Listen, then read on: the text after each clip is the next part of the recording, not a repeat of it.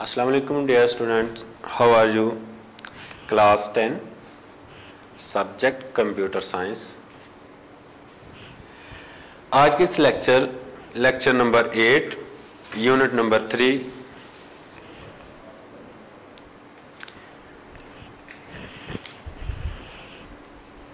Computer science class 10 के unit number 3 lecture number 8।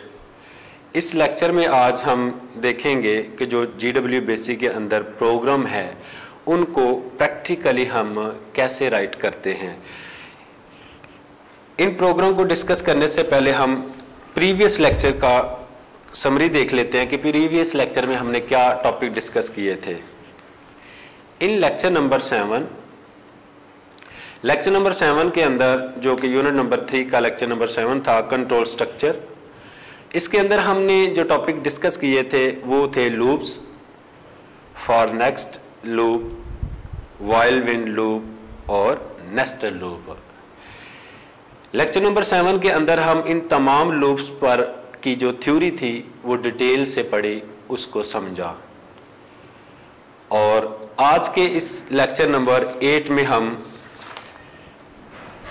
Unit number 3 के lecture number 8 में जो कि कंट्रोल स्ट्रक्चर का ही है, हम आज इस प्रोग्राम इस यूनिट के जो तमाम प्रोग्राम हैं, ऑल प्रोग्राम्स ऑफ यूनिट 3, इनको डिस्कस करेंगे प्रैक्टिकली इन GW बेसिक प्रोग्रामिंग कि प्रैक्टिकली हम देखेंगे कि जो हमने थ्योरी में पढ़ा है, लूप्स के बारे में पढ़ा है, फॉर नेक्स्ट लूप के बारे में पढ़ा है, व्हाइल विन लूप के बारे में पढ़ा है और नेस्टेड लूप के बारे में पढ़ा है, हम प्रैक्टिकली आज उन लूप्स का अपने प्रोग्राम के अंदर, अपने प्रोग्राम्स के अंदर यूज देखेंगे। इस यूनिट के अंदर जो सबसे पहले हम प्रोग्राम डिस्कस करेंगे वो एक ये सिंपल सा प्रोग्राम है जिसके अंदर स्टूडेंट हम देखेंगे एक सीक्वेंस स्ट्रक्चर का यूज किया गया है। यानी जो इंस्ट्रक्शन है वो एक सीक्वेंस के तहत चल रही है, यूज हो रही है। जबकि इसके अंदर एक स्टेटमेंट और भी हमने यूज की है, RAM statement.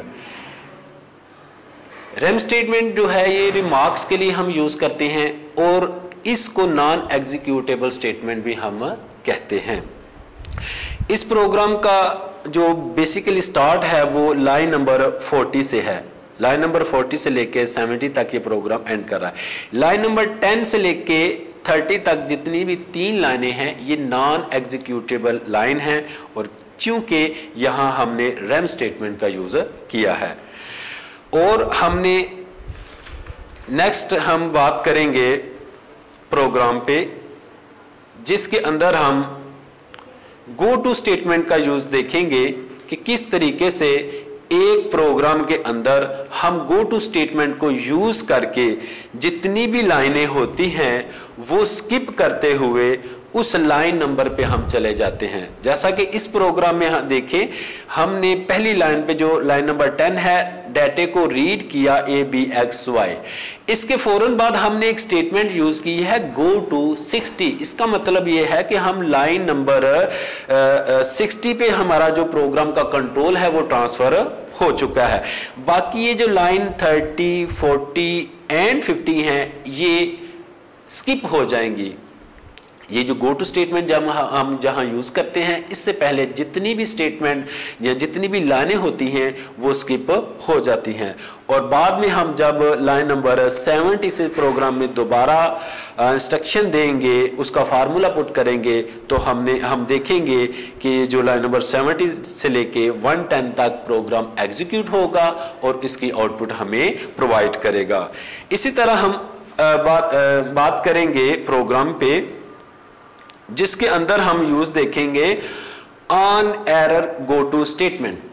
On error go to statement का यूज देखेंगे कि जब एरर आ जाए, यानी इस प्रोग्राम के अंदर देखें ऑन एरर गो टू 70 कि अगर इस प्रोग्राम के अंदर एरर आता है तो आप लाइन नंबर 70 पे चले जाएं। लाइन नंबर 70 में यह बताया गया है कि एंटर कोड, उसका कोड एंटर किया जाएगा जो कि एरर का है, उसको रिप्रेजेंट किया जा रहा है ER से।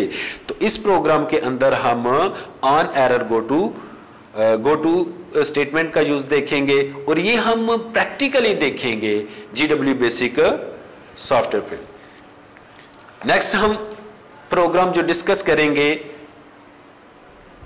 वो है कि एक ट्रेन के जरिए सफर किया जा रहा है और उस सफर के लिए जो लिमिट दी है किलोमीटर की, कि जब सफर होगा आपका 5 किलोमीटर तो आप जो फेयर चार्ज करेंगे वो 6 रुपीज।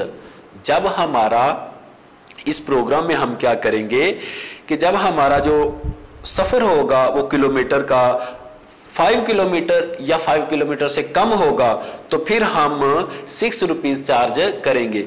जैसे ही 5 किलोमीटर से ज्यादा डिस्टेंस हो जाएगा, किलोमीटर सफर बढ़ जाएगा, तो उसके लिए हम पर किलोमीटर के हिसाब से यानी 0.75 रुपीज पर किलोमीटर को मल्टीप्लाई करके उस 6 के अंदर ऐड करके देखेंगे। ये प्रैक्टिकली हम देखेंगे। जैसा कि इसकी कंडीशन देखें कि इस प्रोग्राम में बताया गया है कि अगर किलोमीटर 5 से कम या 5 के इक्वल होगा तो फिर चार्ज किए जाएंगे 6 रुपीज और प्रोग्राम एंड हो जाएगा। और अगर ऐसा नहीं है, सफर ज्यादा है, तो फिर चार्ज किया जाएगा इस फार्मूले के मुताबिक उस 6 रुपीज के अंदर पर किलोमीटर को मल्टीप्लाई किया जाएगा। इस रेशियो से मल्टीप्लाई करके ऐड करके हम उसका देखेंगे कि टोटल कितना फेयर जो है वो दिया जाएगा ट्रैवलर से।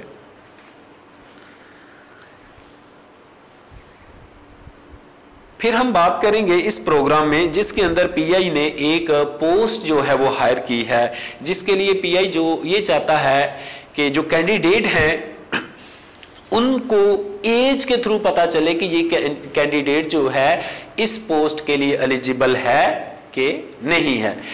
तो इसमें जो रिस्ट्रिक्शन दी गई है इस प्रोग्राम के अंदर वो ये दी गई है कि अगर कैंडिडेट की एज जो है वो 17 के इक्वल होगी या 17 से ज्यादा होगी तो फिर क्या होगा, इस प्रोग्राम में ये बताया गया है, देन लाइन नंबर 30 को प्रिंट करो एल्स 50। अब हम देखते हैं कि लाइन नंबर 30 पे क्या कहा गया।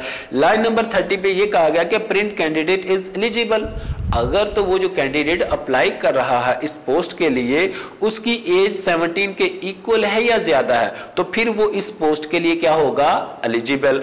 अगर ऐसा नहीं है तो फिर लाइन 50 पे चले जाएंगे। लाइन 50 पे क्या कहा जाएगा, print candidate is not eligible. अगर तो उसकी एज 17 से कम ईयर है तो फिर मैसेज जो है वो ये प्रिंट किया जाएगा कि candidate is not eligible.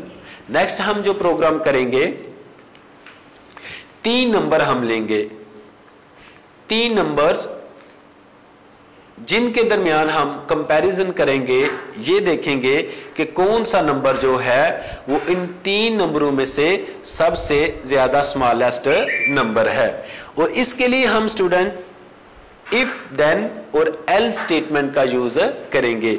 If then else के जरिए हमें पता चलेगा अगर ये ए जो है बी से भी स्मॉल है और सी से भी स्मॉल है तो फिर लाइन नंबर 50 को प्रिंट किया जाएगा जिसमें यह बताया गया है कि ए इज द स्मॉलेस्ट नंबर। अगर ऐसा नहीं है तो फिर यह कंपेयर किया जाएगा कि बी नंबर जो है ये ए से स्मॉल है और बी सी से भी स्मॉल है तो फिर हमारा जो कंट्रोल है प्रोग्राम का वो लाइन नंबर 60 पे चला जाएगा। लाइन नंबर 60 पे ये बताया गया है कि print B is the smallest number. अगर तो बी स्मॉलेस्ट है तो इसका ये मैसेज रिप्रेजेंट हो जाएगा।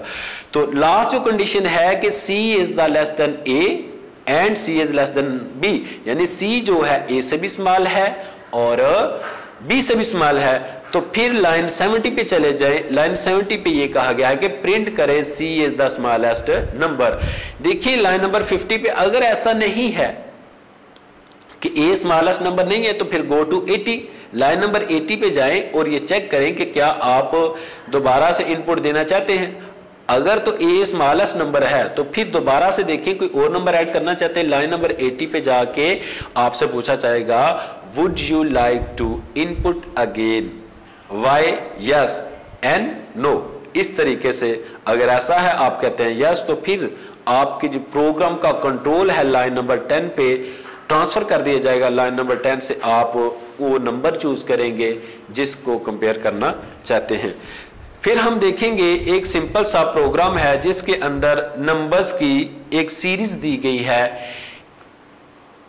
2 से लेके 100 तक नंबर हैं, इनकी सीरीज का सम हमने फाइंड करना इस प्रोग्राम के अंदर। तो देखिए इसके अंदर हमने फॉर लूप को यूज किया है। फॉर लूप को यूज करेंगे तो हमारे पास जो इस सीरीज का सम है ये प्रैक्टिकली अब हम करने लगे हैं। सिर्फ ये बताया जा रहा है कि आज के इस प्रैक्टिकल सेशन में हम कौन कौन सा प्रोग्राम डिस्कस करेंगे। एक और सिंपल सा प्रोग्राम है जिसके अंदर हम ये देखेंगे कि हम राइट करेंगे a program to print digits. Digit को प्रिंट करने के लिए कहां से 1 से लेके 10 तक। इस सिंपल से प्रोग्राम में के अंदर हमने व्हाइल विंट जो हमारा लूप है उसको यूज करते हुए हमने एक लिस्ट जो है उसको प्रिंट करना है। वो लिस्ट हमारी 1 से लेके 10 तक नंबर होंगे। आप ये जो कंडीशन लगाई जा रही है 1 से लेके 10, ये चेंज कर सकते हैं। एक प्रोग्राम हम और भी करेंगे जिसमें हम ये देखेंगे 1 से लेके 50 तक नंबर की जो लिस्ट है वो अचीव करेंगे। आप अपनी मर्जी से स्टूडेंट 1 से लेके 100 तक, 500 तक, कुछ भी, जस्ट सिंपली आपने यहाँ ये जो व्हाइल n लेस देन और इक्वल टू है, ये 10 की जगह स्टूडेंट आपने वो required condition, required number mention कर देना है, 50, 30, 100, 500, 1000। तो आप देखेंगे उतने नंबर की लिस्ट आपको आउटपुट में मिल जाएगी। लास्ट पे हम बात करेंगे नेस्टेड लूप पे कि नेस्टेड लूप कैसे यूज किया जाता है।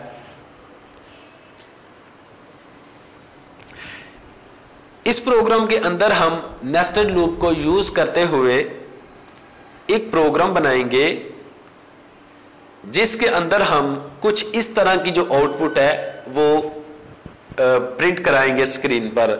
इन स्टार ये ट्राइंगल एक बन रही है, तो आप स्टूडेंट अपनी मर्जी से ये स्टार साइन को चेंज कर सकते हैं, स्टार की जगह हैश साइन को भी यूज कर सकते हैं।